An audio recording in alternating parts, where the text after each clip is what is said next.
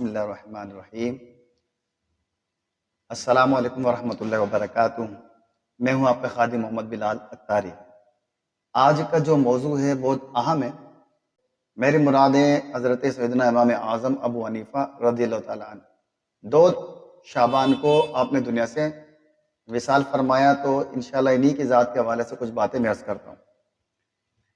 آپ امام الفقہا، امام المحدثین، امام الائمہ ہیں، مگر کچھ لوگ ایسے ہیں کہ جو امام اعظم پر اعتراض کرتے ہیں، خاص کر فرقہ اہل حدیث ائمہ مجتہدین پر تو اعتراض کرتے ہیں، مگر خاص کر امام اعظم علیہ رحمہ پر اعتراض کرتے ہیں اور ان پر جی بھر کر لعن طعن کرتے ہیں اور آپ سے متعلق بےہودہ قسم کے اعتراضات وارد کرتے ہیں۔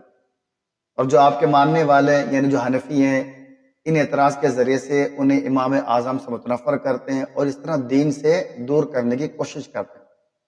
تو گویا کہ ان کے نزدیک یہی دین کا کام ہے کہ امام اعظم علیہ رحمہ سے متنفر کیا جائے۔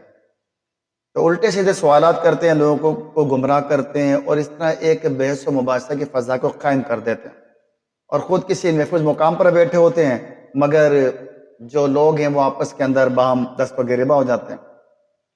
اور پھر جب انہیں کہا جاتا ہے کہ آ کر بات کرو، جو ہے دلائل دو، تو پھر وہ میدان سے بھاگنا شروع کر دیتے ہیں۔ وجہ اس کی یہ کہ وہ جانتے ہیں کہ اگر انہوں نے حق کا سامنا کیا تو ان کے دلائل جو ہے وہ ریزہ ریزہ ہو جائیں گے، اور علماء حق جو ہے ان کے دلائل کو تباہ برباد کر دیں گے، اس وجہ سے وہ سامنے آنے سے کتراتے ہیں۔ تو کچھ جو اہل حدیث جنہیں غیر مقلدین بھی کہتے ہیں، تو وہ سنی عوام کو اور حنفی عوام کو اس طرح کہہ کر متنفر کرتے ہیں اور اس طرح دین سے دور کرنے کی کوشش کرتے ہیں کہ تم اپنے امام کو امام اعظم کیوں کہتے ہو، یعنی امام ابو حنیفہ کو تم امام اعظم کیوں کہتے ہو۔ ایسا کہنا درست نہیں ہے، کیونکہ اعظم تو صرف اللہ تبارک و تعالیٰ کی ذات ہے، یعنی سب سے بڑی ذات وہ اللہ تبارک و تعالیٰ کی، لہٰذا کسی غیر خدا کو اعظم کہنا یہ درست نہیں ہے اور یہ غلط ہوگا اور یہ شرک ہوگا۔ تو یہ بات ان نام نہاد اہل حدیث کی جو کہ غیر مقلد ہیں بالکل غلط ہے، اور یہ جولا ہے، انہیں حدیث سے قرآن سے کوئی ان کا تعلق نہیں ہے۔ کچھ جولا جو اہل حدیث ہیں اور غیر مقلدین ہیں، ان کے جو شیوخ ہیں اور جو علماء ہیں وہ اعتراض کرتے ہیں کہ امام اعظم کا معنی ہے کہ سب سے بڑا، اس لحاظ سے صرف اور صرف نبی علیہ السلام امام اعظم ہیں، ان کے لیے جو کہا جا سکتا ہے کہ وہ امام اعظم ہے۔ غیر نبی کو امام اعظم کہنا، یہ غیر نبی کو گویا کہ نبی ٹھہرانا ہے، تو یہ درست نہیں ہے۔ اس طرح کے 2 اعتراض، یعنی بعض یہ کہتے ہیں کہ امام اعظم کہنا یہ اللہ کے لیے اور امام اعظم یہ نبی کریم علیہ السلام کے لیے، اس لیے کہنا درست نہیں ہے۔ تو یاد رکھیں میرے پیارے محترم سامعین کرام کہ جو دونوں اعتراضات ہیں بالکل غیر علمی اور سطحی سے ہیں، مگر یہ بات ایسی ہے کہ جو ہمارے سنی حنفی بھائی ہوتے ہیں وہ اس سے متاثر ہو جاتے ہیں اور پھر وہ تقلید سے دور ہونا شروع ہو جاتے ہیں۔ تو اس طرح کے اعتراضات اکثر یہ کرتے ہیں۔ تو آج میں آپ کو بتاؤں گا کہ امام اعظم کہنا یا اعظم کہنا کیا واقعی شرک ہے۔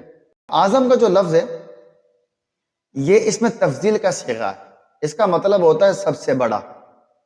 اب یہ سب سے بڑا کا کیا مطلب ہے کہ جب ہم یہ کہتے ہیں کہ کوئی اعظم ہے تو کیا وہ اللہ کے مقابلے میں ہوتا ہے، نبی کے مقابلے میں ہوتا ہے؟ ہرگز ایسا نہیں ہے۔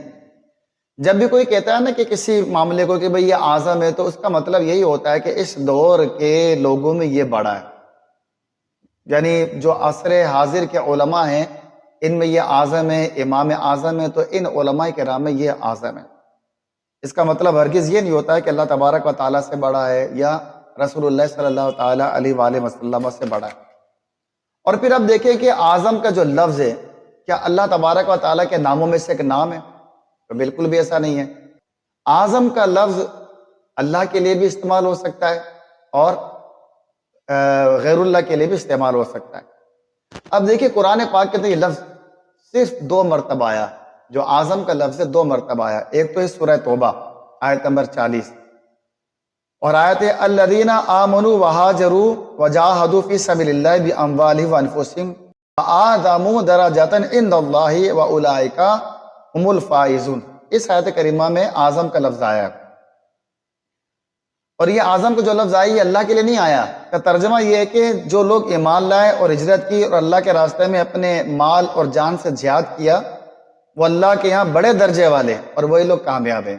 یہاں پر لفظ اعظم درجاتن کا جو لفظ آیا ہے یہ اللہ کے لیے نہیں ہے، بلکہ ان کے لیے کہ جنہوں نے جہاد کیا اور جنہوں نے اپنے مال کو خرچ کیا۔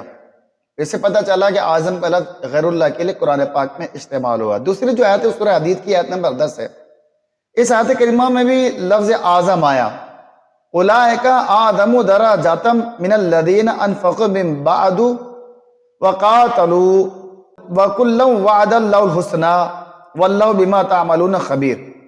یہ سورہ حدید کی آیت کریمہ ہے، اس میں بھی لفظ اعظم آیا ہے اور یہ بھی غیر اللہ کے لیے آیا ہے۔ تو اس سے پتہ یہ چلا کہ اعظم کا جو لفظ ہے غیر اللہ کے لیے بھی قرآن پاک میں استعمال ہوا ہے۔ اللہ تعالیٰ نے جب اپنے بندوں کو اعظم فرمایا تو اب یہ کہنا کتنی بڑی جہالت ہے کہ غیر اللہ کو اعظم نہیں کہہ سکتے، اور یہ کہنا شرک ہے۔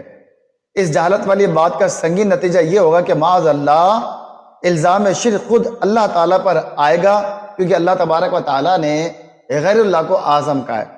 اللہ تعالیٰ مسلمانوں کو اس قسم کی جہالت سے محفوظ فرمائے۔ یہ تو ایک بات قرآن پاک میں دو جگہ ہے۔ دوسری بات سیاہ ستہ، یہ غیر مقلدین وابی اور اہل حدیث بڑی بات کرتے ہیں سیاہ ستہ کی۔ سیاہ ستہ یعنی جو 6 کتابیں، ان 6 کتابوں میں اعظم کا جو لفظ ہے وہ 130 مرتبہ آیا ہے۔ کتنی مرتبہ آیا؟ 130 مرتبہ۔ 2 مقامات پر یہ اللہ تبارک و تعالیٰ کے لیے استعمال ہوا ہے اور 128 مقامات پر غیر اللہ کے لیے استعمال ہوا ہے۔ اب آپ خود بتائیے کہ احادیث و قرآن میں تو یہ لفظ غیر اللہ کے لیے بھی آ رہا ہے، تو شرک کیسے ہو سکتا ہے؟ تو یہ جہالت پر مبنی بات ہے۔ اب آپ سماعت کریں اجمالی خاکہ۔ صحیح بخاری میں 32 مقامات پر اعظم کا لفظ آیا ہے جو کہ غیر اللہ کے لیے۔ صحیح مسلم شریف میں 35 مرتبہ آیا ہے، سنن ابی داؤد شریف میں 22 مرتبہ، اور جامع ترمذی شریف میں 17 مرتبہ، اور سنن نسائی شریف میں 17 مرتبہ، اور سنن ابن ماجہ شریف میں 18 مرتبہ یہ لفظ آیا ہے، اور یہ غیر اللہ کے لیے آیا ہے۔ صرف 2 مرتبہ اللہ تبارک و تعالیٰ کے لیے یہ لفظ آیا ہے، اور وہ 2 مرتبہ کہاں پر آیا؟ سنن ابو داؤد میں اللہ کے لیے 1 مقام پر یہ لفظ آیا ہے، اور سنن ابن ماجہ میں 1 مقام پر آیا ہے۔ تو یہ پوری 6 کتابوں کے اندر 130 مرتبہ لفظ آیا ہے، تو 2 مرتبہ اللہ کے لیے آیا ہے، وہ ابو داؤد شریف اور ابن ماجہ میں، جبکہ باقی 128 مرتبہ جو لفظ آیا ہے وہ غیر اللہ کے لیے۔ تو آپ خود بتائیے کہ پھر غیر اللہ کے لیے اعظم کا لفظ کرنے شرک کیسے ہو سکتا ہے؟ اگر ہم یہ کہیں کہ امام اعظم ابو حنیفہ رحمۃ اللہ تعالیٰ علیہ، تو یہ شرک کیسے ہو سکتا ہے؟ خود اللہ تبارک و تعالیٰ نے غیر اللہ کے لیے اس لفظ کو استعمال کیا ہے۔ اب ہم یہ کیوں کہتے ہیں؟ یہ اس لیے کہتے ہیں کہ امام اعظم علیہ رحمہ، ان کے بارے میں اکابرین ملت اور تمام فقہاء کرام، مدرس کرام اس پر متفق ہے کہ آپ کا علم اتنا بلند و بالا ہے کہ بلا شبہ آپ اپنی علمیت کے اعتبار سے تمام علماء میں سبقت لے گئے۔ اس لیے سب نے کہا کہ آپ اعظم ہیں، امام اعظم، علم کے اعتبار سے، تقوی کے اعتبار سے، سوجھ بوجھ کے اعتبار سے، تفقہ فی الدین کے اعتبار سے آپ اعظم ہیں، اس لیے سب نے آپ کو امام اعظم مانا۔ اگر یہ جناب چند لوگ جو کہ اپنے آپ کو غیر مقلدین کہتے ہیں، وہابی کہتے ہیں، اہل حدیث کہتے ہیں، اگر وہ نہ مانے تو ان کی بات لائق التفات نہیں ہے۔ مگر میں نوجوانوں سے عرض کروں گا کہ وہ اس بات کو سمجھے، اس فتنے سے اپنے آپ کو بچائیں، کیونکہ یہ سوائے فتنہ کرنے کے اور کچھ نہیں کرتے، لوگوں کے دلوں میں شکوک و شبہات پیدا کر کے انہیں دین سے دور کرتے ہیں۔ لہذا امام اعظم کے ہم مقلد ہیں اور رہیں گے، کیونکہ اس پر اجماع ہے کہ ایک مخصوص امام کی تقلید کی جائے۔